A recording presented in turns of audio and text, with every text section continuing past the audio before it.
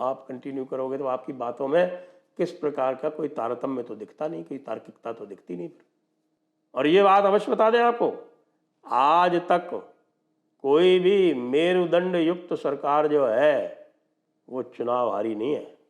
मेरुदंड हमारी जो आज की मोदी जी की सरकार आजकल है वो लगातार ये अपने समर्थकों को विशेषकर से बताने में पूरी तरह सफल रही है कि हमने जिनको वोट दिया है वे राजदंड बिना मेरुदंड के उपयोग में लाएंगे, और राजदंड बिना मेरुदंड के उपयोग में लाया नहीं जा सकता।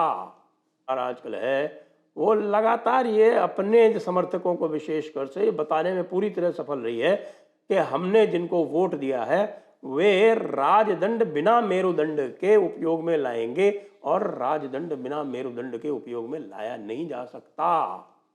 नमस्ते, मैं हूं संजय दीक्षित और आप देख रहे हैं दी जयपुर डायलॉग्स। आरंभ करने से पहले आपको याद दिला दूं कि इस वीडियो को आप कृपया लाइक करें, इसको शेयर करें और सब्सक्राइब अवश्य कर लें बेल आइकॉन दबाते हुए, और पत्रम पुष्पम से हमें अनुग्रहित भी करें। बात करेंगे राजदंड की। अभी कुछ दिनों पहले बहुत ही एक भव्य समारोह में सेंगोल नाम के राजदंड की स्थापना हमारी लोकसभा स्पीकर के बगल में की गई। लोकसभा अध्यक्ष के बगल में राजदंड की स्थापना का अपना एक महत्व है, और हमने सबने उसकी चर्चा भी की। हमने ये भी कहा कि इस राजदंड की स्थापना का अपना एक संदेश है, अपना एक प्रतीक है ये, और वो प्रतीक ये है कि भारत की व्यवस्था में, राज व्यवस्था में, न्याय व्यवस्था में राजदंड जो है वो परिचायक है एक राजधर्म का, और राजधर्म के 4 अंग होते हैं: अन्वीक्षिका या त्रयी, वार्ता और दंड नीति। तो राजदंड जो है वो इनके चारों के बीच का सामंजस्य दिखाता है। इस तरह से इसको आप ये कह लें, अन्वीक्षिका जिसको कहते हैं वो होती है कि एक हम जो भी कार्य करेंगे वो हम एक सूचनाओं के आधार पर, सूचनाओं के विश्लेषण के आधार पर करेंगे। इसको आप कह सकते हैं शोध अन्वीक्षिकी। और अन्वीक्षिकी से त्रयी, त्रयी है धर्म का द्योतक, यानी कि त्रयी मतलब होता है वेद। तो अन्वीक्षिकी, त्रयी, वार्ता मतलब व्यापार, वाणिज्य। आज के युग में उसको आप जो है वो मैन्युफैक्चरिंग के साथ भी जोड़ सकते हैं, इंडस्ट्री यानी कि उद्योग। तो वाणिज्य, व्यापार, उद्योग इत्यादि ये सब आ गए वार्ता। और दंड नीति, दंड नीति मतलब शासन प्रशासन।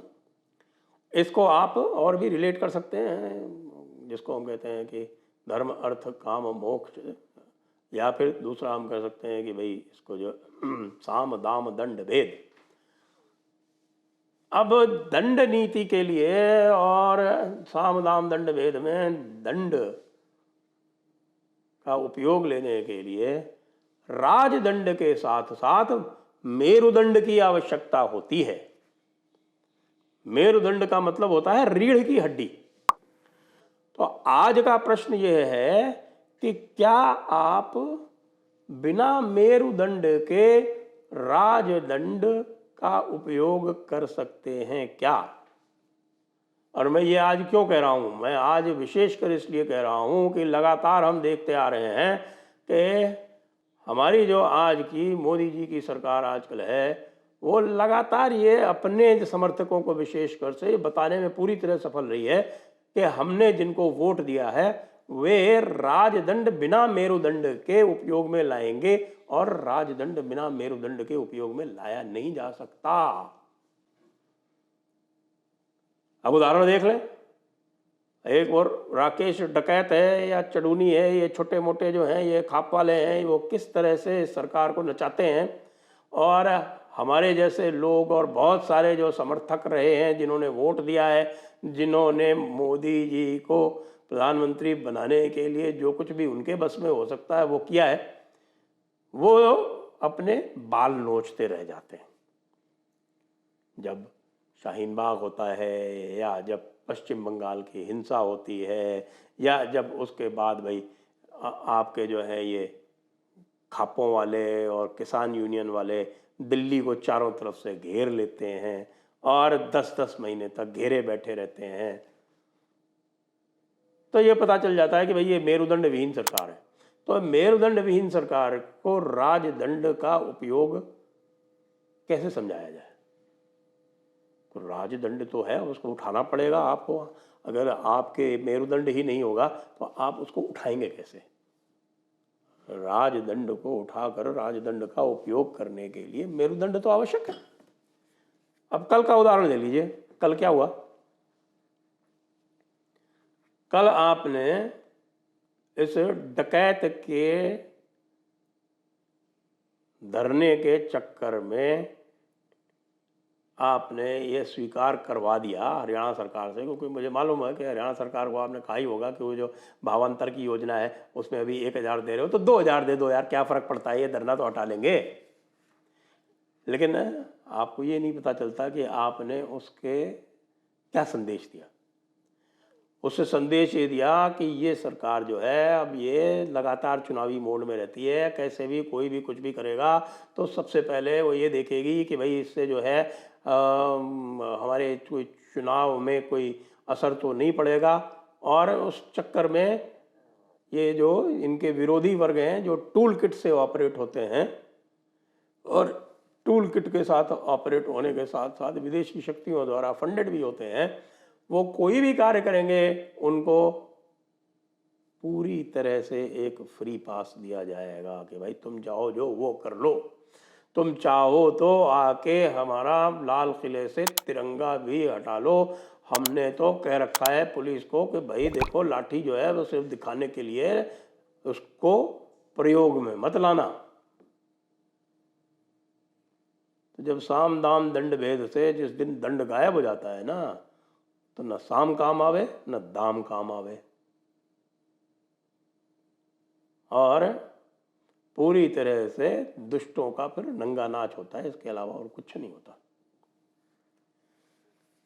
तो अब लेटेस्ट अब क्या होने वाला है? आज फिर पहलवानों के समर्थन में जुट गए आके, कहाँ? बहादुरगढ़ के पास दिल्ली रोहतक रोड पे फिर खाप वाले आ गए। तो भाई ये तो खाप वाले तो रोज कुछ ना कुछ करेंगे अब तो, क्योंकि उन्होंने देख लिया कि जाम करो, सरकार के पास मेरुदंड तो है ही नहीं, मेरुदंड नहीं है तो राजदंड कहाँ से ये उपयोग में लाएंगे भाई?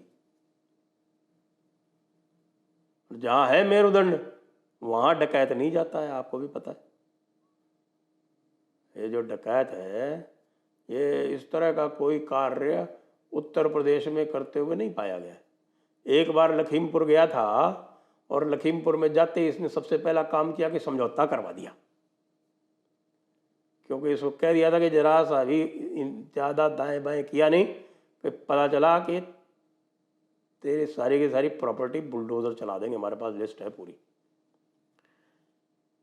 तो यूपी में नहीं जाएगा ये।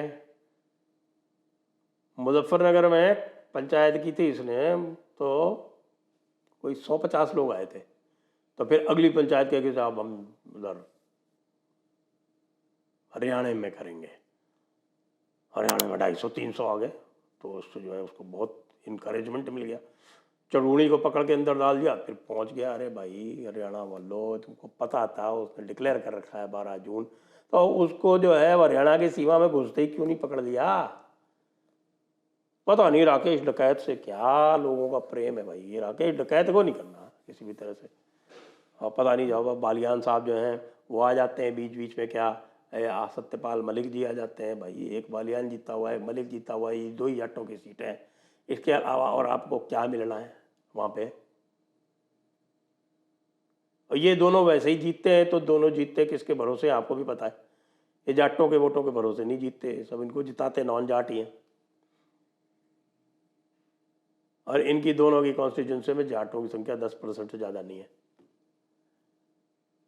और उनमें भी 40% इनके साथ ही रहते हैं, क्योंकि भाई है तो बिरादरी के ही। अगर कोई डकैत के कहने से थोड़ी वोट दे देंगे, डकैत के कहने से वोट देते होते तो भाई ये हालत थोड़ी होती राष्ट्रीय लोकदल की जो हुई। तो मेरुदंड जो है वो इस सरकार में कैसे प्रत्यारोपित किया जाए, क्योंकि अब तो यही है कि इसका ट्रांसप्लांटेशन ही हो सकता है, बाकी तो मेरुदंड जब रहा ही नहीं तो उसके लिए क्या किया जाए, उसका ट्रांसप्लांटेशन किया जाए। और ट्रांसप्लांटेशन करने के लिए क्या उपाय किए जा सकते हैं वो आप लोग बता सकते हैं हमको, कि भाई सरकार को किस प्रकार से मेरुदंड के साथ, यानी क्या अभी मेरुदंड विहीन है, तो ये मेरुदंड वाली सरकार इसको कैसे बनाया जाए। आज का प्रश्न यही है कि बिना मेरुदंड कैसा राजदंड। अभी तो साल भर बाकी है चुनाव में। ये एमएसपी का आपने जो ये खोल दिया ना मामला, आप 26 फसलों की एमएसपी डिक्लेयर करते हो। सरकार जो है वो प्रोक्योरमेंट धोखा ही करती है, बाकी का सारा छोड़ा हुआ है। यदि सरकारें चाहे, सरकारें राज्य सरकारें तो अपने लेवल पे कर ले, नहीं तो जो दूसरे लोग करते हैं उसमें जो है वो भावांतर वाला लगा के कि भाई जो कम दाम मिल रहा है मार्केट से उसको किसी तरह से कॉम्पनसेट कर दें। और ये कॉम्पनसेशन मांगा गया खाली हरियाणा में, पंजाब में नहीं आंदोलन हुआ। पंजाब में हरियाणा से भी कम दाम मिल रहे, राजस्थान की कोई बात ही नहीं कर रहा, यूपी में भी नहीं जा रहा डकैत। और ये एक माइनर सी फसल है ये सूरजमुखी की, जिसकी सही बताएं तो किसी को आवश्यकता भी नहीं है। अब ये बताओ आप कि आपने अलग अलग चीज़ों पे ये 26 पे जो डिक्लेयर कर रखा है, अब ये हर एक के लिए रोज बैठ जाए जाके सड़क पे, तो आप क्या करोगे? हर एक को आप यही देते रहोगे, भावांतर करते रहोगे कि हाँ ठीक है लूट सके तो लूट। एक तरफ फ्रीबीज के बारे में बोलोगे, फ्रीबीज के अगेंस्ट में बोलोगे, और दूसरी तरफ ये जो एमएसपी का जो इलॉजिकल एक सिस्टम बना रखा है वो आप कंटिन्यू करोगे। तो आपकी बातों में किस प्रकार का कोई तारतम्य तो दिखता नहीं, कोई तार्किकता तो दिखती नहीं।